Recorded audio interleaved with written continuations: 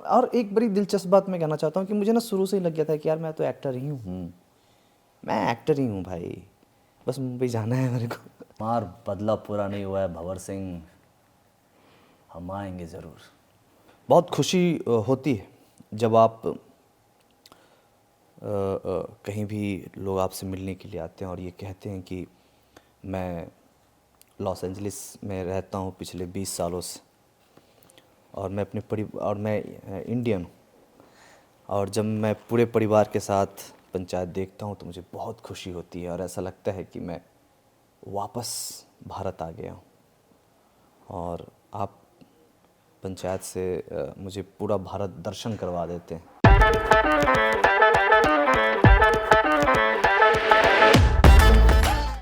नमस्कार, स्वागत है आप सभी का द IMT पॉडकास्ट के इस खास एपिसोड में, जहां हम कहानियों के सफ़र को उनकी जड़ों से जोड़ते हैं। आज का दिन बहुत खास है क्योंकि आज हमारे साथ वो शख्स हैं जिन्होंने अपनी सादगी, अपनी कला और अपने किरदारों से न सिर्फ पर्दे पर बल्कि हमारे दिलों पर भी राज किया है। पंचायत सीरीज़ का किरदार विकास, जिन्होंने गाँव और शहरों के लोगों को जोड़ा है, आज वो खुद हमारे साथ हैं। तो दिल से स्वागत करते हैं हमारे आज के guest, the incredible, the versatile and the ever charming Chandan Rai sir का। Chandan sir, the IMT podcast में आपका बहुत बहुत स्वागत है। Thank you and ma'am. कैसे हैं आप? मैं बहुत बढ़िया हूँ और thank you so much IIMT podcast में मुझे बुलाने के लिए। बिल्कुल सर, एक जर्नी से हम कुछ डिस्कशन करना शुरू करेंगे।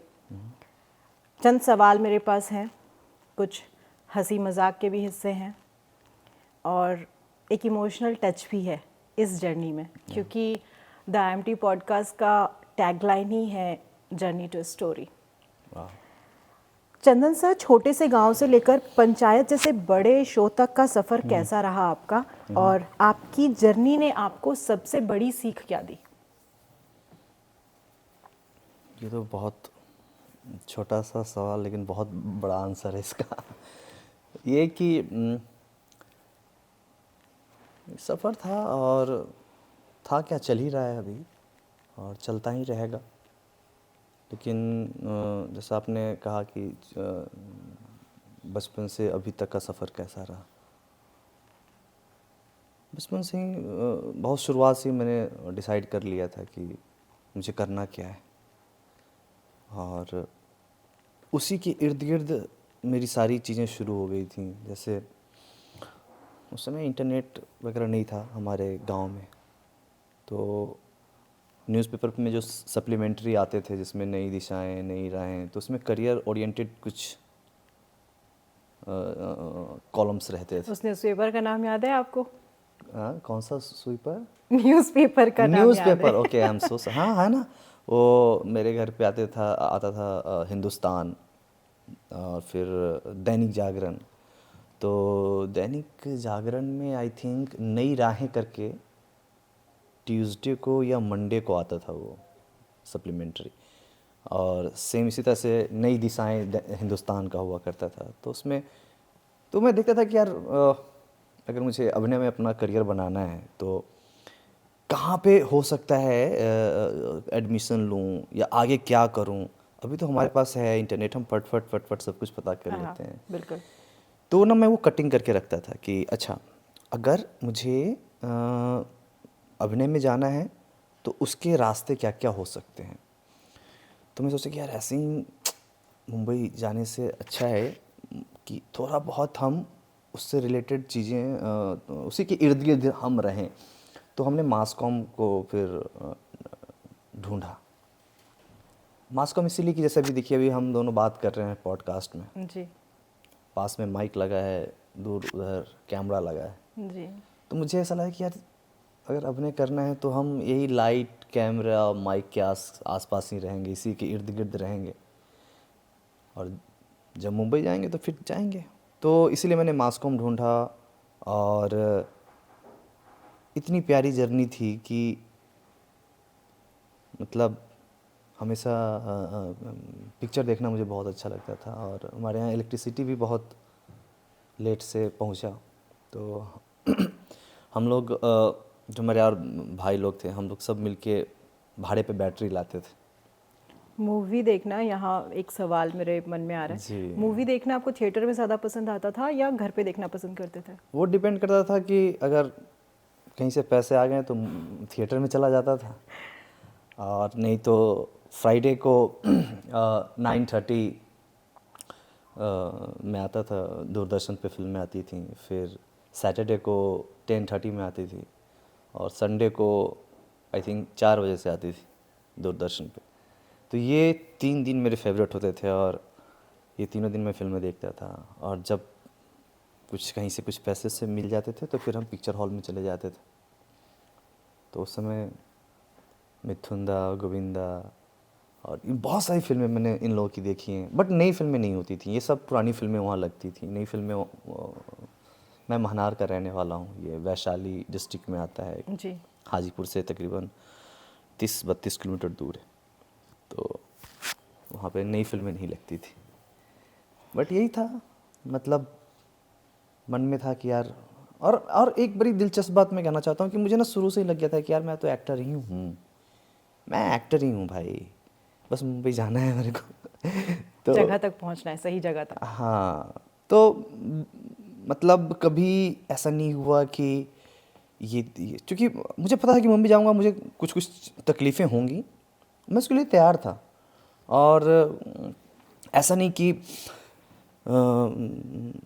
मुझे अचानक से सब कुछ मिला, या मुझे कुछ भी नहीं पता था मुंबई के बारे में। बिल्कुल भी ऐसा नहीं, मुझे सब कुछ पता था, मुझे क्या होने वाला नहीं होने वाला है। क्योंकि आप मुंबई आने से पहले आपने एक लंबा अरसा उसके बारे में सोच सोच के सोचा होता है। गुजार दिया है। जी। इवन कि जब मैं बीएमसी भी किया बैचलर ऑफ मास कॉम, तो वो भी इसलिए किया क्योंकि मुझे मुंबई जाना था। क्योंकि अगर मैं मास कॉम करता तो मुझे कुछ कहीं मुझे काम मिल जाता, काम मिलता तो उस पैसे से मैं फिर मुंबई जा सकता था, है ना। इस पूरी जर्नी के दौरान, इस पूरी यात्रा के दौरान अब तक, हालांकि पूरी लाइफ एक इंसान सीखता ही है, ऐसा जी जी मैं जी मानती जी हूँ। जी जी उस पूरी जर्नी में सर, अब तक का जो सबसे बड़ा लेसन आपके लिए रहा है, सबसे बड़ी सीख रही है, उसके बारे में आप क्या बताना चाहेंगे? कौन सा हिस्सा आपके लिए सबसे बड़ी सीख है? किसी एक चीज़ को ढूंढना तो बड़ा मुश्किल होता है। किसी मतलब पूरी ज़िंदगी को ऐसे निचोड़ के कहीं से कुछ ऐसा कुछ सीख मिल जाए, ये कहना बड़ा मुश्किल है। लेकिन अगर मैं पीछे मुड़ के देखता हूँ अपने अब तक, तो मुझे ये लगता है कि यार इंसान ना जो चाहता है ना, अगर अच्छे से चाहो तो वो चीज़ मिल जाता है। मिल मुश्किल तो जाती है। बिल्कुल कुछ भी नहीं है यार, कुछ भी मुश्किल नहीं है। जैसे आज भी मैं जब कभी मिलता हूँ और तो लोग मुझे बोलते हैं कि यार मेरा तो लक ख़राब था, या मेरे साथ चीज़ें वैसी नहीं हुई जैसा मैं चाहता था।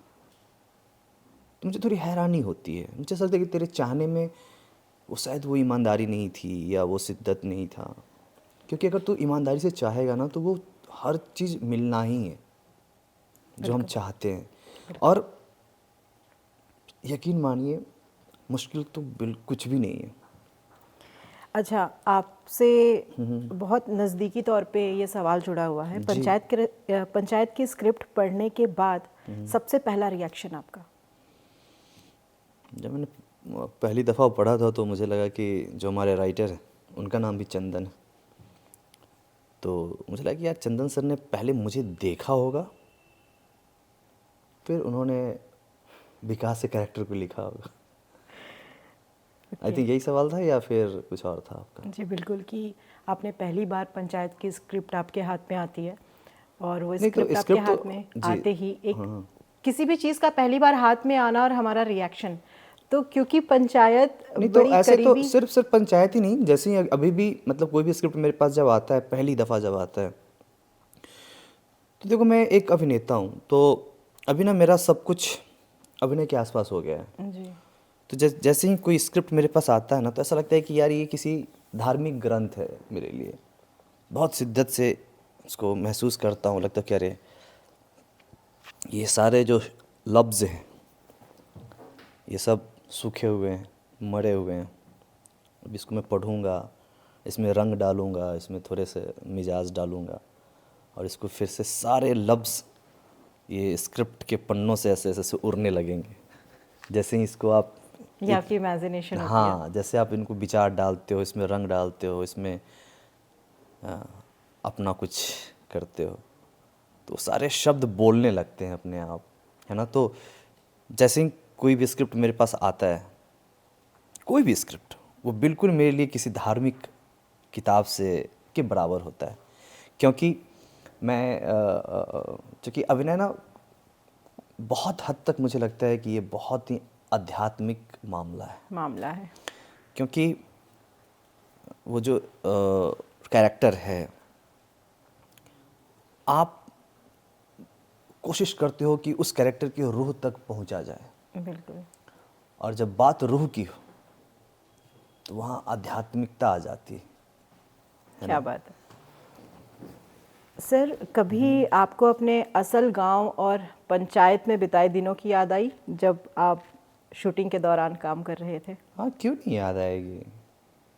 और अपना अतीत कोई भूल थोड़ी पाता है, कभी भी नहीं भूल पाता। और पंचायत श्री जी ऐसी है कि बार बार आपको अपने गांव में वापस जाना पड़ेगा। रियल लाइफ में? हाँ जी, रियल लाइफ में जाना पड़ेगा। और पंचायत बहुत ही रियल स्पेस में भी है, तो आपको जाना ही पड़ेगा।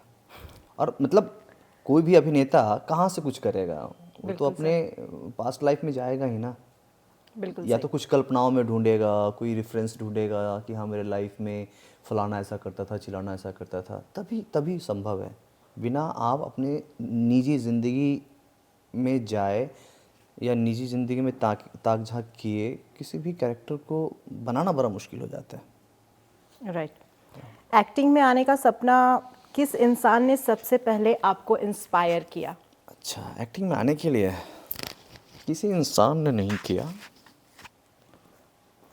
वो अपने आप आ गया कि भाई तू यही कर सकता है, तू इसी के लिए बना है।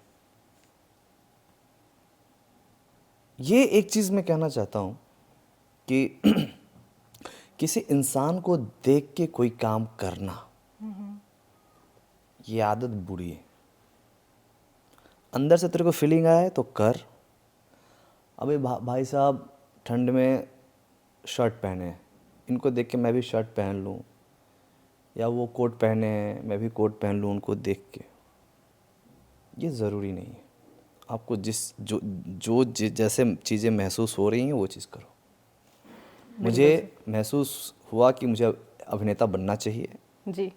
इसके अलावा मैं कुछ और नहीं कर सकता हूँ। फिर जब मैं और थोड़ा बड़ा हुआ तो मुझे ये एहसास होने लगा कि इसके अलावा तो ठीक है, इसके अलावा मैं कुछ नहीं कर सकता हूँ, लेकिन इसके बिना मैं रह भी नहीं सकता हूँ। ये डेडिकेशन था आपका? या इतना काफ़ी था एक अभिनेता बनने के लिए या अभिनेता होने के लिए या मुंबई जाने के लिए। लेकिन किसी एक्टर्स से प्रेरित हो करके या उनके अभिनय को देख करके कि मुझे भी अभिनेता बनना चाहिए, नहीं, कभी कुछ ऐसा तो रहा होगा ना, लोग कहते हैं ये मेरे फेवरेट एक्टर हैं, मेरी फेवरेट एक्ट्रेस हैं। कभी बचपन में आपको ऐसा लगा हो? मतलब आपके भी फेवरेट एक्टर एक्ट्रेसेस रहे होंगे उस एज में? हाँ हैं, जैसे कि कोई एक नाम? जैसे मुझे बलराज साहनी साहब बहुत अच्छे लगते हैं। अच्छा। आपने 2 बीघा ज़मीन देखी होगी उनकी, या गर्म हवा देखी होगी, या फिर एक काबुली वाला देखी होगी। बहुत सारी उनकी बहुत सारी फिल्में, मैं उनसे बहुत ही काश वो आज भी होते हैं या फिर मैं उनके टाइम में होता। और मैं उनका को एक्टर बनना तो बहुत बड़ी बात थी। मैं तो कहता हूँ सिर्फ मैं उनको कैमरे के सामने परफॉर्म करते देख लेता। वो इतने सहज होते थे ना। अभी भी आप कभी देखना, मुझे पता है आपके पास समय नहीं है लेकिन जब कभी होली दिवाली में अगर 1-2 दिन एक्स्ट्रा मिले तो बलराज साहनी साहब को आप ज़रूर देखिए। बिल्कुल सर, पंचायत के विकास का किरदार निभाने में सबसे बड़ी चुनौती क्या थी और वो आपके लिए कैसे खास बना? सबसे बड़ी चुनौती, ये आपके अपने किरदार की बात है? जी जी जी, चुनौती तो मेरे लिए पंचायत में ये थी कि मेरे जो, देखिए मेरा फ़ोन आ रहा है, एक बार देख लेते हैं किसका फ़ोन है। कोई बात नहीं। उठाऊंगा नहीं, आप बिल्कुल निश्चिंत रहें। ये मेरी मैनेजर का फ़ोन है तो मैं मैनेजर को इग्नोर कर सकता हूँ सॉरी। हाँ, इट्स ओके। तो पंचायत जब मैं कर रहा था, मैं इसको फ्लाइट मोड में भी डाल दिया हूँ ताकि दोबारा टें टों टों कुछ ना हो। तो उनके साथ सबसे ये था कि मेरे साथ जो भी लोग थे वो काफ़ी सीनियर लोग थे, और मैं उस समय बहुत नया था, जी। और मुझे लग रहा था कि यार ये लोग तो काफ़ी एस्टेब्लिश्ड एक्टर हैं, इनके सामने मैं टिक पाऊँगा क्या। और चूंकि ये प्राइमरी कैरेक्टर है, मेरे सारे सीन इन्हीं लोग के साथ में है, तो कैसे हो पाएगा। तो इस लेवल पे मुझे थोड़ी सी घबराहट होती थी, या थोड़ी सी इसको चुनौती की तरह ही मैं देख रहा था कि कैसे होगा। जी। फिर जो हमारे डायरेक्टर दीपक सर, उन्होंने मुझे काफ़ी कुछ समझाया कि देख, अभी जब हम एक साथ बैठे हैं तो हम सब बराबर हैं, कोई हायरार्की नहीं। सेट के बाहर तुझे जो समझना है समझ, बट हम जब सेट पे होते हैं तो कोई तेरे से बड़ा नहीं है, कोई तेरे से छोटा नहीं है। ये एटीट्यूड कैरी कर सेट पे। तो ये चीज़ें मुझे बड़ी अच्छी लगी दीपक सर की। बिल्कुल, बहुत अच्छी बात और बहुत अच्छा माहौल आपको सुन के लगता है कि आपको सेट पे मिलता है। जी। किसी गांव की कहानी को ग्लोबल दर्शकों तक ले जाना आपके लिए कितना संतोषजनक रहा? बहुत सही। देखिए ये बहुत खुशी होती है जब आप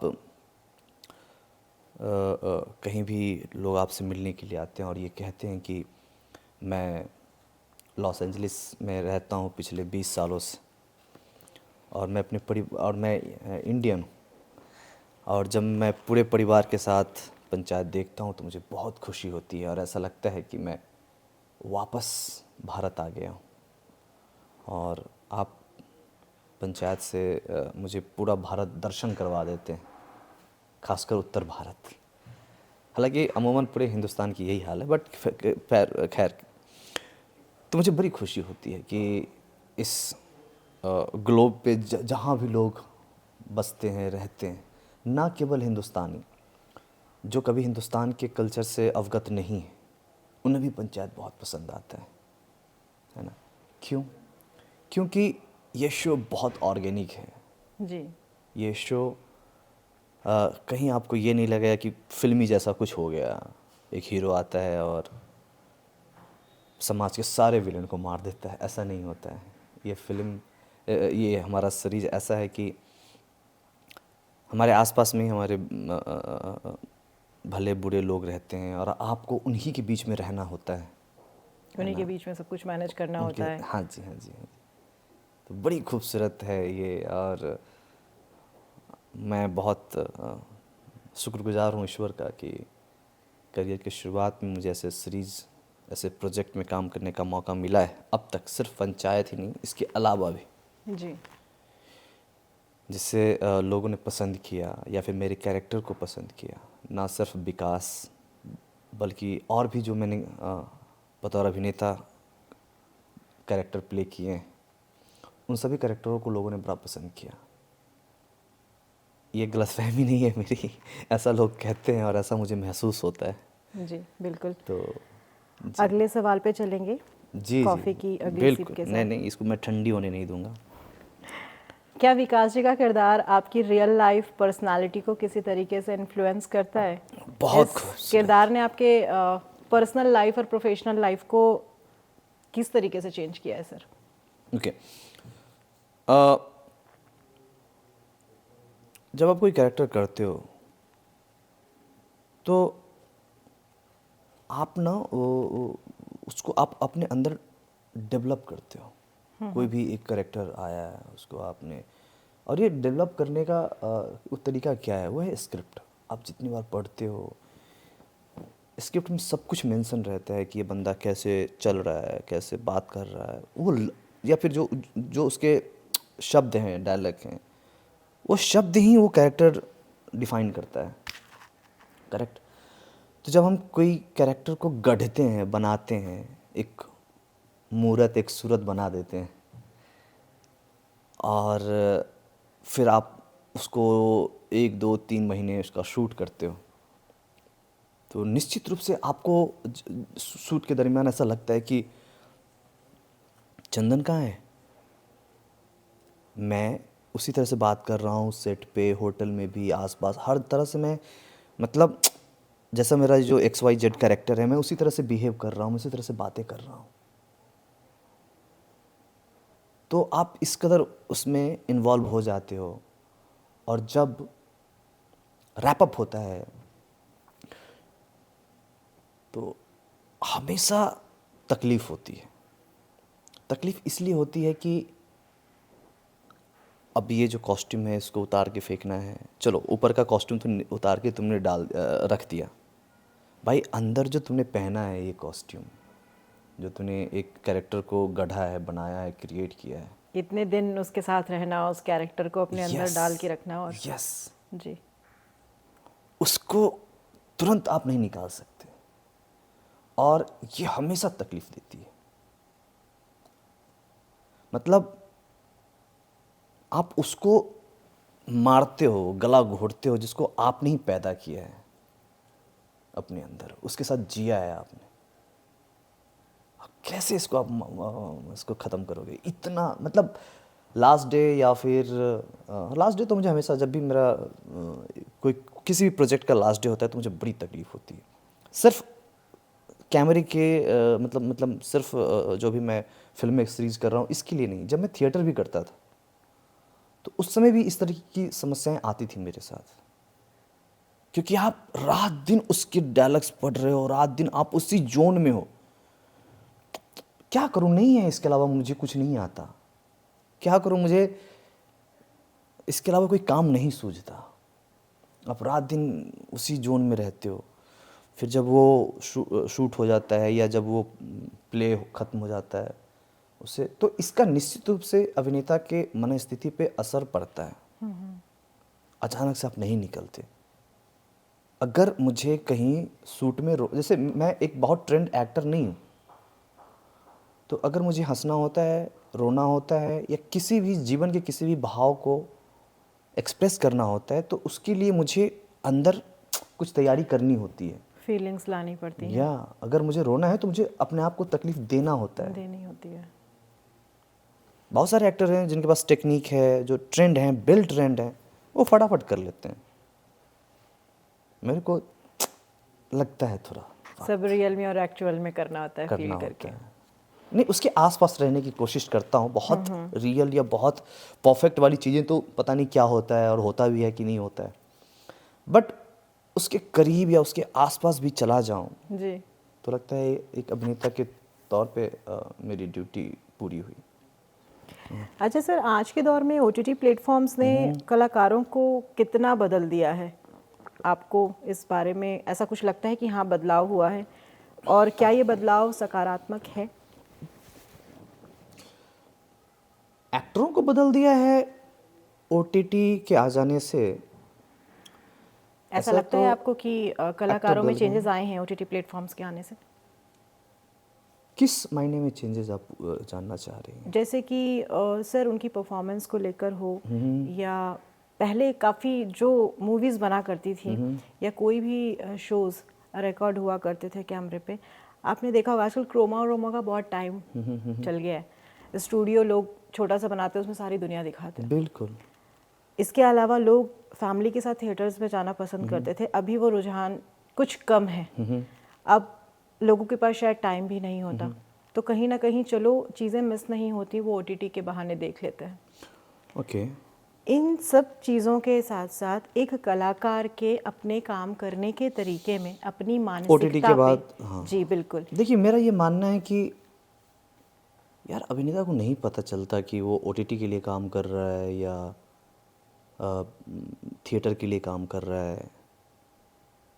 मुझे अगर कुछ बातें आपसे, आप मेरे को एक्टर हो और आप मुझे कुछ आपसे शेयर करना है, जी, तो बिना मैं इसकी परवाह किए आपसे वो डायलॉग बोलूँगा कि ये OTT के लिए है या थिएटर के लिए। क्या फ़र्क पड़ता है? आप मेरे को एक्टर हो, यही मेरे लिए काफ़ी है। मुझे जो कहना है वो ईमानदारी से कहूँगा, बिना इसकी परवाह किए हुए कि ये OTT के लिए है या फिल्म के लिए है या टीवी के लिए है या किसी और चीज़ के लिए। लेकिन हाँ, ऑडियंस पे इसका प्रभाव ज़रूर पड़ा है। अभिनेता पे मुझे नहीं लगता ज़्यादा प्रभाव पड़ा होगा, बट ऑडियंस पे इसलिए पड़ा है कि ओटीटी के आ जाने के बाद से ना आप देखेंगे कि दोनों ना, मुझे लगता है कि दोनों बहुत आसपास शुरू हुआ था। मतलब इंटरनेट का बूम और ओटीटी ओटीटी का, दोनों, और दोनों एक दूसरे के बिना बिल्कुल कुछ नहीं है। कुछ नहीं है। तो दोनों एक साथ शुरू हुआ, और दोनों का एक साथ शुरू होना इसलिए बड़ा खूबसूरत संयोग है क्योंकि आज आप किसी भी छोटे गांव कस्बे में चले जाएं, उनके पास फ़ोन है और उनके पास वर्ल्ड सिनेमा का एक्सेस है।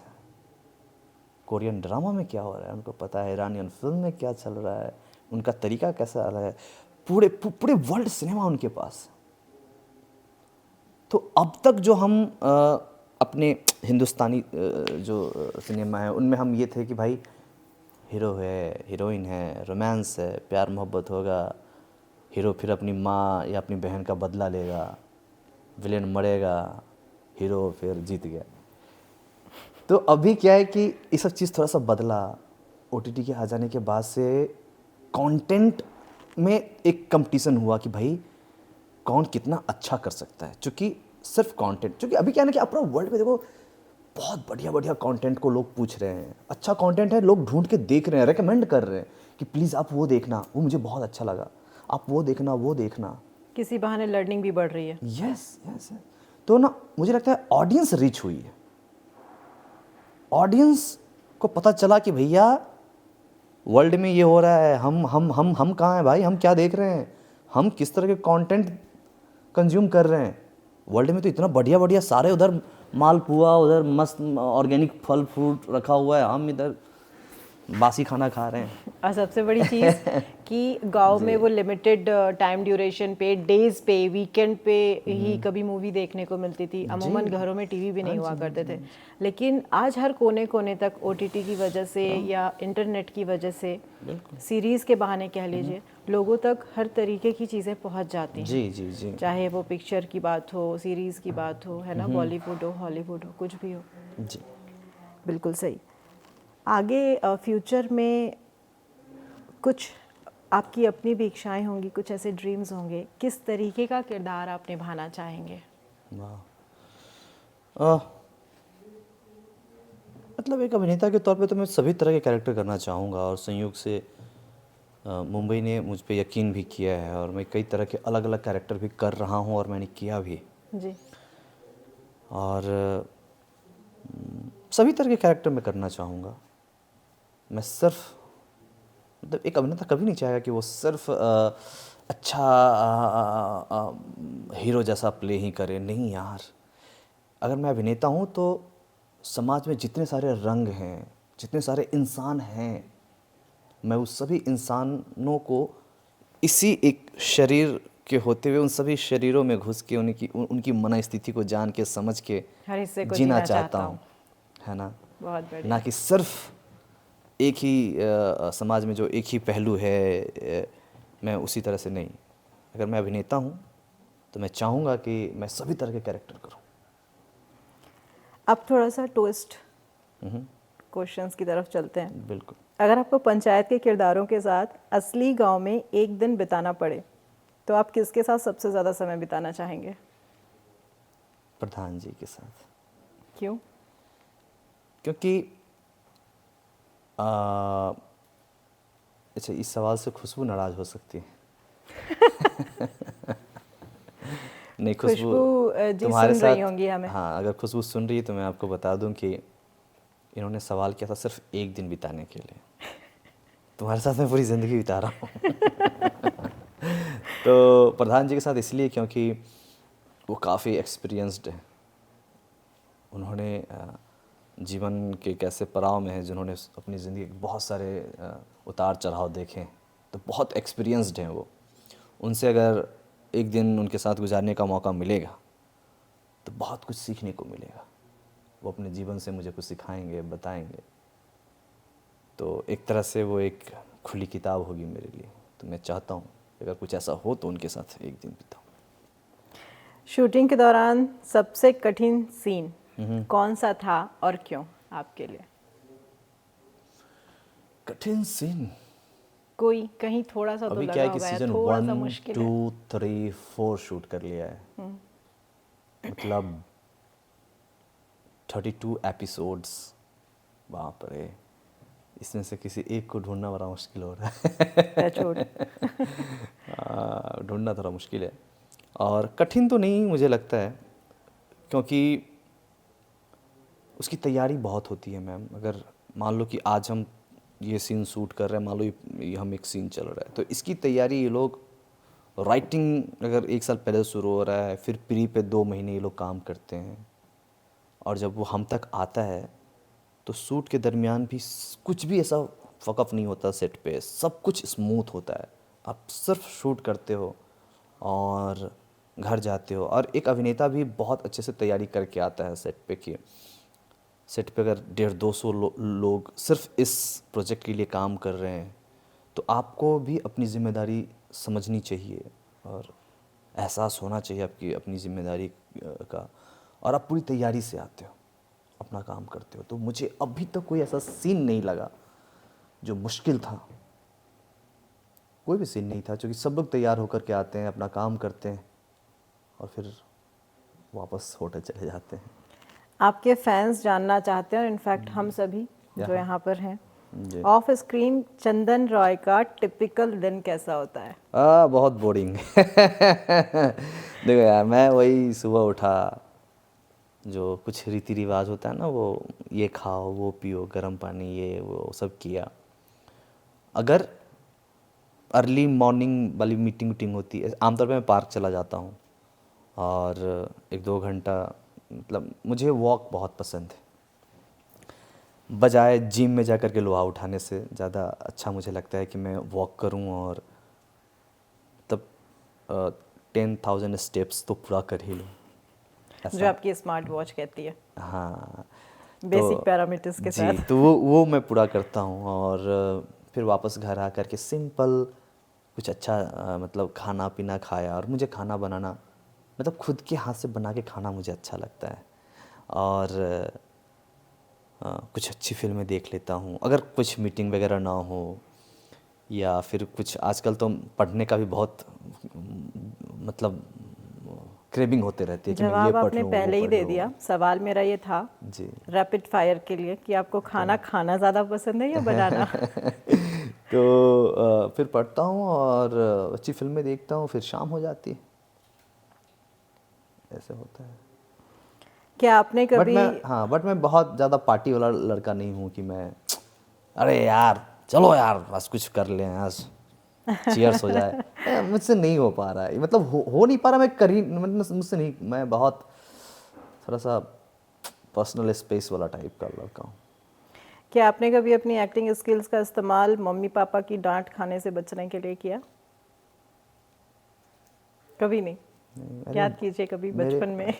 वो मेरा बाप है। मुझे उसको सब कुछ पता है कि मैं क्या कर रहा हूँ, नहीं, बाप ऐसे ही लोग नहीं बनते। उसको सब कुछ पता होता है। अच्छा सर, अगर आपको पंचायत के किसी और कैरेक्टर को प्ले करने का मौका मिलता तो वो कौन सा होता और क्यों होता?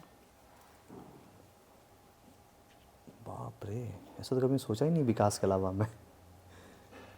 आज आपको मौका मिला है विकास के अलावा सोचने का इस सारे पॉडकास्ट पे। कैरेक्टर कमाल है, बेशक मैं बनराकस प्ले करना चाहता।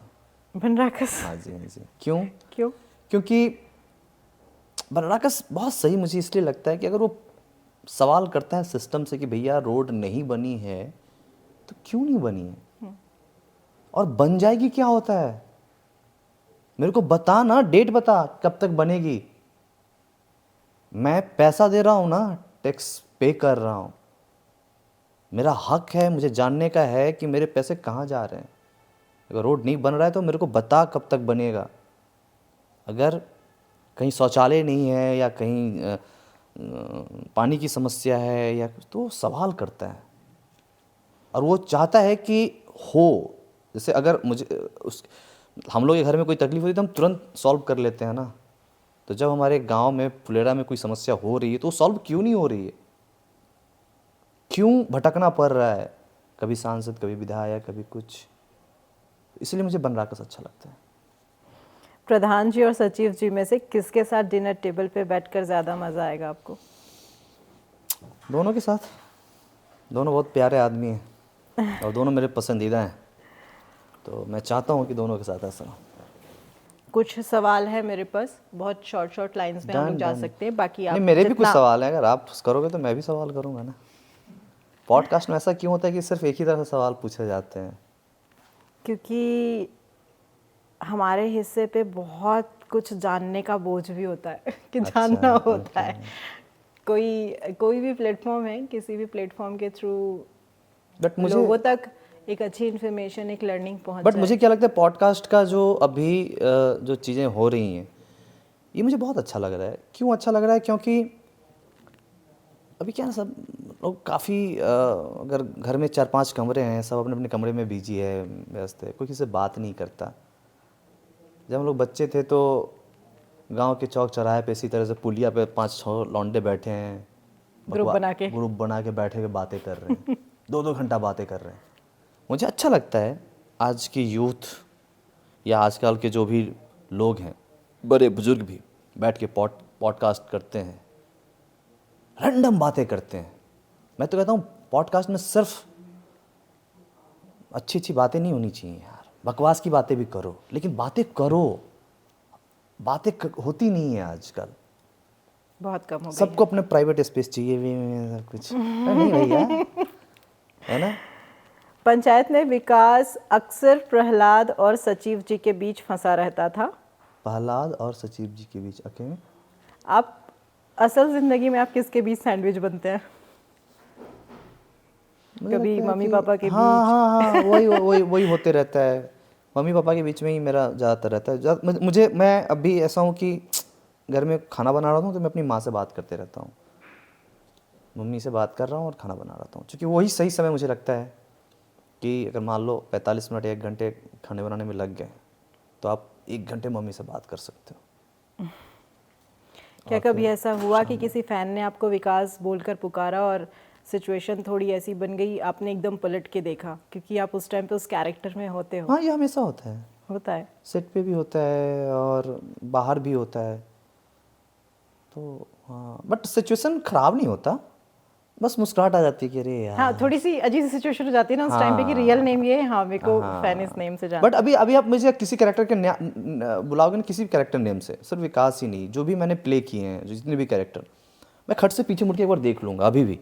मुझे कह रहे ऐसा हो गया है मेरे साथ। है। शूटिंग के दौरान कभी ऐसा हुआ कि किसी सीन को करते हुए आप हंसते हंसते रुक नहीं पाए? अरे बहुत होता है पंचायत में, तो है ना, पंचायत पंचायत में। में बहुत मुश्किल होता है अगर, और वो सारे सीन जिसमें हम चारों बैठे हैं, स्पेशली। हाँ, अगर हम चारों बैठे हैं और पहले शुरुआत मैंने कर दी या रघु सर ने कर दी या फैजल सर या जीतू ने कर दी, तो अब आप नाक रगड़ के मर जाओ, ये सीन नहीं हो पाएगा।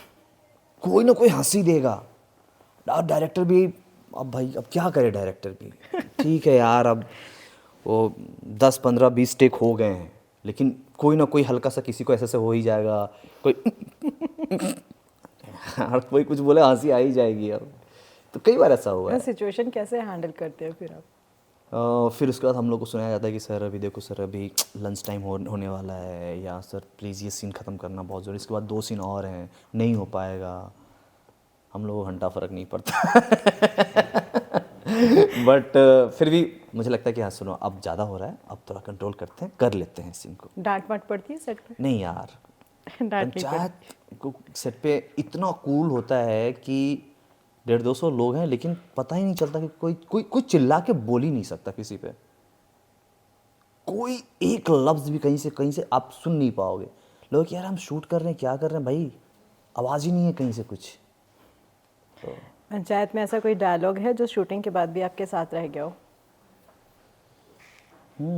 बहुत सारे डायलॉग्स हैं। कोई एक? जैसे मुझे याद है कि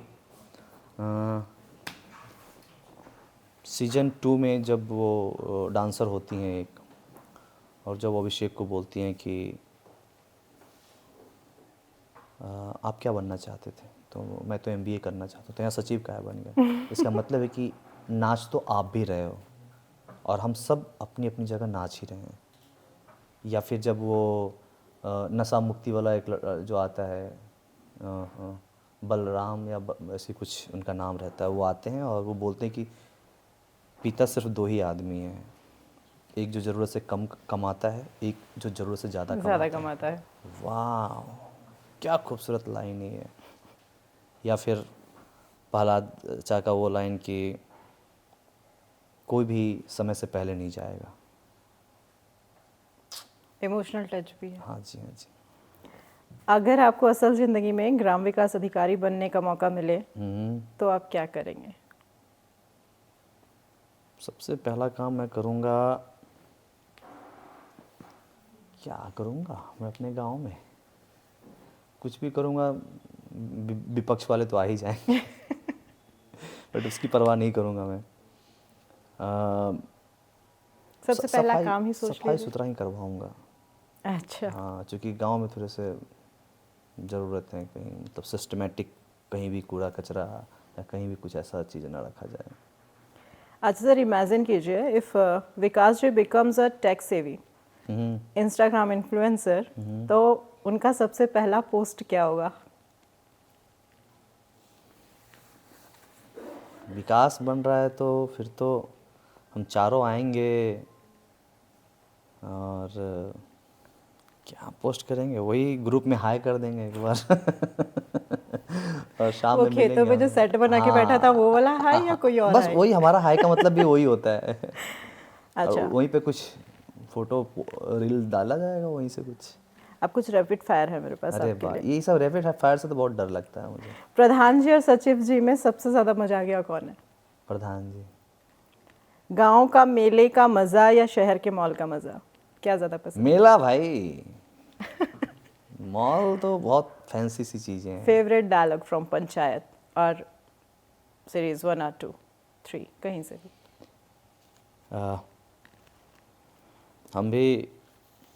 हमको भी नौकरी में मज़ा नहीं आ रहा। आर्मी के बहाली में दौड़े थे लेकिन हम छटा गए, कहा कि हमारा दोनों घुटना आपस में सटता था। लेकिन आप में बहुत प्रतिभा है, आप ज़रूर ये एग्ज़ाम निकाल लीजिएगा, खूब मन लगा के पढ़िए आप। ये आपने सचिव जी से कहा था। हाँ जी, हाँ जी, हाँ जी। सर, कुछ लेसन्स हाँ, आज के युवाओं को आप क्या संदेश देना चाहेंगे, खासकर उन लोगों को जो छोटे शहरों से बड़े सपने लेकर बाहर आना चाहते हैं? पहली बात ये कि मैं अभी इस काबिल तो हूँ नहीं कि कुछ लेसन दे सकूँ, लेकिन हाँ, अपने जीवन से जो कुछ मैंने महसूस किया है वो शेयर ज़रूर कर सकता हूँ। वो ये कि देख, ज़िंदगी तेरी है और कहीं कोई प्रॉब्लम नहीं है। अगर प्रॉब्लम कहीं कुछ होगा तो सिर्फ तू होगा, तो प्लीज़ जो चाहता है वो तू कर लेगा। और ये पूरा दुनिया, ये पूरा कायनात बाबा तेरे लिए है। ये सब लोग अगर कोई भी पॉजिटिव स्टेप उठाएगा ना तो 10 लोग आके संभाल लेंगे, बट तू बढ़ तो सही, कर तो सही, है ना। किसी पे ब्लेम नहीं देने का, जो चाहता है वो करने का। और यकीन मानो, दुनिया बड़ी खूबसूरत है और सब कुछ हो जाता है जो तू चाहता है, बट तेरा चाहना बहुत ज़रूरी है। क्या बात है सर। हाँ, माइक मेरा पीछे छूट गया। ओके, मैं नहीं। इसको आगे कर लेता हूँ। आपके अनुसार सफलता का सही मतलब क्या है और इसे पाने के लिए सबसे ज़रूरी चीज़ क्या है? वाह, ये बहुत सब्जेक्टिव क्वेश्चन है। सफलता का डेफिनेशन मेरे लिए कुछ और है, इनके लिए कुछ और है, आपके लिए कुछ और है। जब तेरे को खुशी मिल जाए, जब तुझे सुकून मिल जाए, और सुकून खुशी पैसे या वो सब चीज़ों में नहीं, किसी भी चीज़ में मिल सकती है। कहीं भी आपको एहसास हो सकता है कि मैं बहुत खुश हूँ, वही सफलता है। ग्रेट। अगर आपको किसी एक डायलॉग के जरिए अपने करियर का सार समझाना हो तो वो डायलॉग कौन सा होगा? ये पंचायत का तो नहीं है, ये है पान सिंह तोमर का। बताइए। हमार बदला पूरा नहीं हुआ है भंवर सिंह, हम आएंगे ज़रूर। ये पता नहीं क्यों मुझे बहुत पसंद है इसमें बहुत एनर्जी है और ऐसा लगता है कि ये जो गिर के बिखरते हैं वो उन सब के लिए है कि हम फिर से आएंगे, फिर से लड़ेंगे। क्या बात है। So thank you so much. आज आपसे बहुत कुछ सुनकर बहुत कुछ सीखने को मिला। इवन उम्मीद करती हूँ हम बहुत जल्द IMT पॉडकास्ट के प्लेटफॉर्म पे एक बार दोबारा भी मिलेंगे। बिल्कुल बिल्कुल, मुझे भी बहुत अच्छा लगा यहाँ आकर के, खासकर आपसे बात कर, और अच्छा लगा, बहुत खूबसूरत वाइब है यहाँ का, सब लोग कमाल के हैं। थैंक यू सो मच, और मैं आपसे प्रॉमिस करता हूँ कि हम आगे भी आएंगे।